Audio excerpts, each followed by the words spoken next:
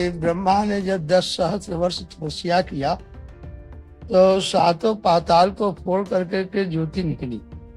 तो उस ज्योति में पहले ब्रह्मा ने की समाधि जब टूटी है तो देखे हैं कि पहले ब्रह्म की नाई आकार स्वरूप ब्रह्मा का रूप दिखाई दिया।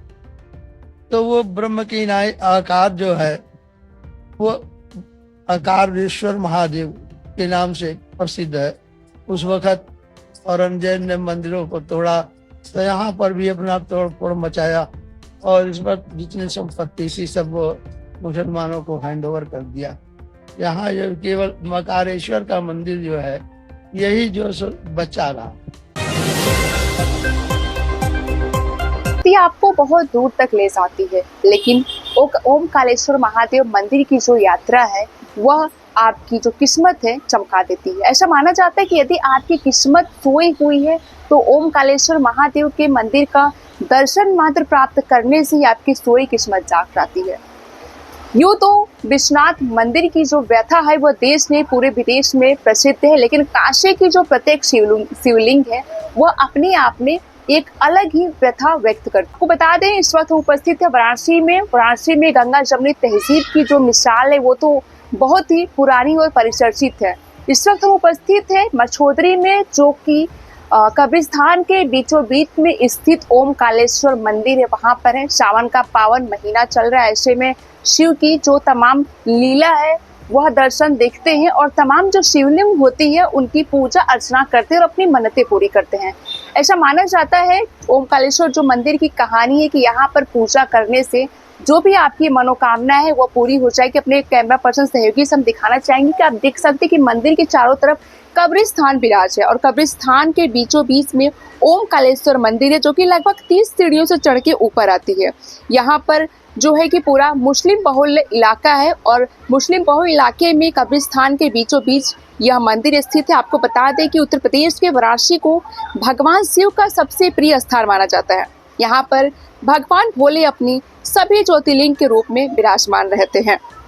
वाराणसी में यूँ तो काशी विश्वनाथ की जो ख्याति है वह देश विदेश और पूरे ब्रह्मांड में फैली हुई है, लेकिन यहाँ पर भगवान शिव अपने 12 ज्योतिर्लिंग के रूप में निवास करते हैं। यहाँ पर जितने भी प्राचीन शिव मंदिर है उन सभी की अपनी एक पौराणिक कथा है।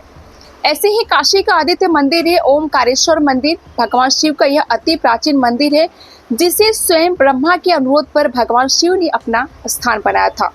चारों ओर से शमशान से घिरा यह शिव मंदिर अपने आप में बहुत अलौकिक है। यहाँ पर कोई भी श्रद्धांजलु अगर सच्चे मन से भगवान शिव की आराधना और अभिषेक करता है तो उसे मन चाहे फल की प्राप्ति होती है। ऐसा माना जाता है कि यहाँ पर पूजा करने से भगवान प्रसन्न होकर भक्तों को आवागमन से मुक्त कर मोक्ष प्रदान करते हैं। मंदिर के पुजारी का कहना है कि ओमकारेश्वर मंदिर का जो प्रमाण है काशी खंड में मिलता है। काशी खंड के 86वें अध्याय में इस मंदिर का जिक्र किया गया है। इतना ही नहीं, शिव महापुराण में ओमकारेश्वर ज्योतिर्लिंग के प्रकटे और महत्व की कथा दी गई है। बताया जाता है कि यहाँ पर शिव पंचायत के 5 प्रतीक मौजूद थे, लेकिन वर्तमान में 3 शिवलिंग जिसमें ओकारेश्वर और मकरेश्वर स्थापित है। काशी के अभिमुक्त क्षेत्र में ओकारेश्वर का स्थान सबसे श्रेष्ठ है। इतना ही नहीं, ब्रह्मांड के सभी शिव मंदिर के दर्शन के बराबर फल प्राप्त होता है। इस मंदिर के बारे में ऐसा बताते हैं कि ऐसा कहा जाता है कि यहाँ पर खुद ब्रह्मा ने तपस्या की थी और सृष्टि के निर्माण के बाद उन्होंने भगवान शिव से अनुरोध किया कि जिसके बाद भोलेनाथ इस स्थान पर ओमकारेश्वर ज्योतिर्लिंग के रूप में प्रकट हुए थे।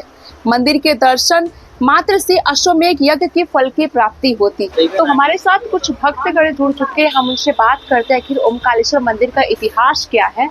आप कहाँ से आई हैं दीदी? आप मैदागिन से आप आई हैं, पूजा करने यहाँ पर आई हैं। हाँ। कितने सालों से आप आ रही हैं मैदागिन से? 5 साल से आ रहे हैं। 5 साल से। हाँ। 5 साल से लगातार आ रही है। क्या मान्यताएं हैं इस मंदिर का? 5 साल से आ रहे हैं, मान्यता भी है और पुण्य भी मिलता है और यहाँ आने से हमको फायदा भी है। क्या फायदा है? जैसे कि अब जो भी मेरा मनोकामना है, जो भी हम मन्नत करते हैं वो पूरा हो जाता है। वैसे तो वाराणसी में बहुत शिवलिंग है, आई थिंक मैदागिन से यहाँ तक के बीच में, आप यहाँ पे ही क्यों आती है?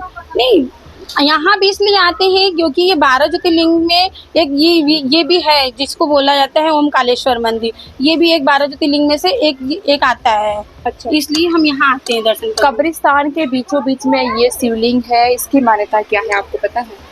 नहीं, अब कब्रिस्तान के बीचों बीच है वो तो देखिए, ये तो बहुत पुराना मंदिर है। अब इतने पुराने जमाने से तो हम जान नहीं रहे हैं, लेकिन जब से जान रहे हैं कि यहाँ पे हम आते हैं, यहाँ आने से मेरा फायदा है। अब ओंकारेश्वर महादेव के प्रधान पुजारी है। महादेव मंदिर का क्या महत्व? ओंकारेश्वर महादेव का मंदिर का महत्व यह है कि काशी खंड में लिखा गया है कि ब्रह्मा ने जब 10 सहस्त्र वर्ष तपस्या किया तो 7 पाताल को फोड़ करके के ज्योति निकली। तो उस ज्योति में पहले ब्रह्मा ने की समाधि जब टूटी है तो देखे हैं कि पहले ब्रह्म की नाई आकार स्वरूप ब्रह्मा का रूप दिखाई दिया।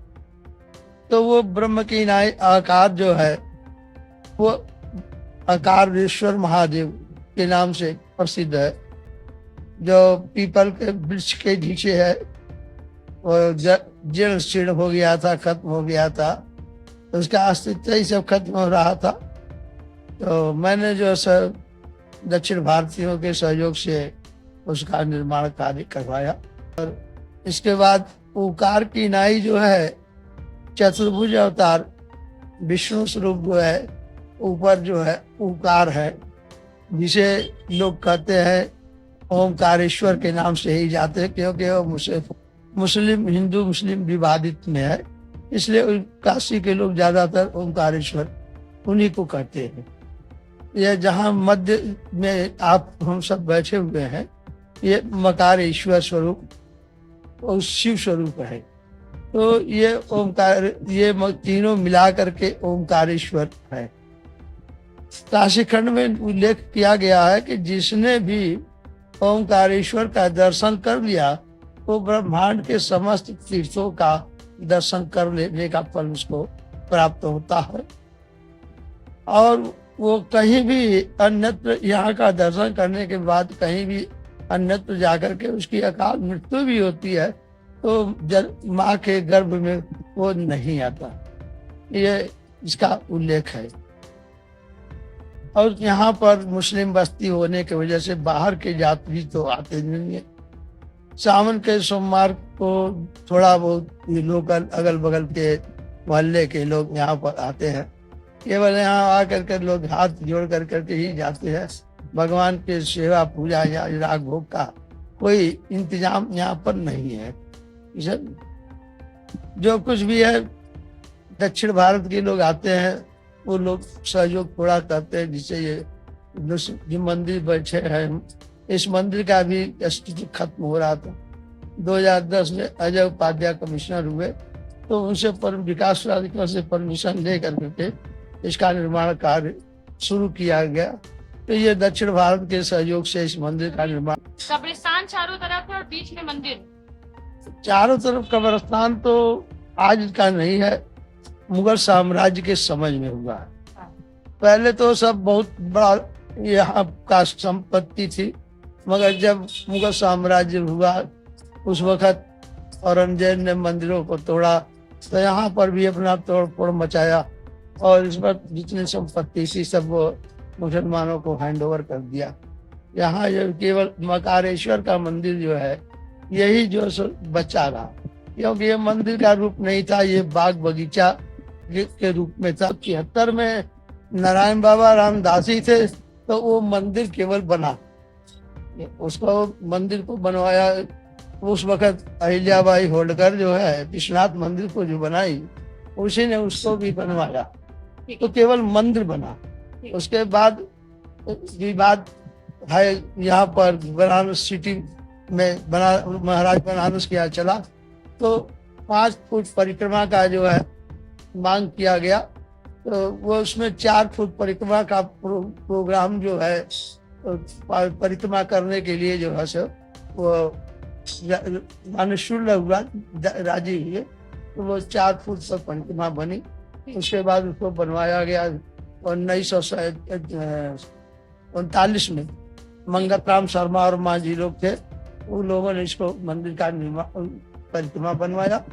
तो उसके बाद सीढ़ी की जो बात आई, तो मुसलमानों की जमीन थी, तो वो कह रहे अप्पा की मंदिर सीढ़ी क्यों से बनेगी? तो वो मुसलमान उन्होंने कहा कि ठीक है, ये मंदिर जो के सामने हमारी जमीन है, ये जमीन हम लोगों के लिए नापाक है, इसलिए इस सीढ़ी को बनाया है। शहरी जन की आवाज नौका ही समाचार। ऐसे तमाम खबरों के लिए बने रहिए हमारे साथ।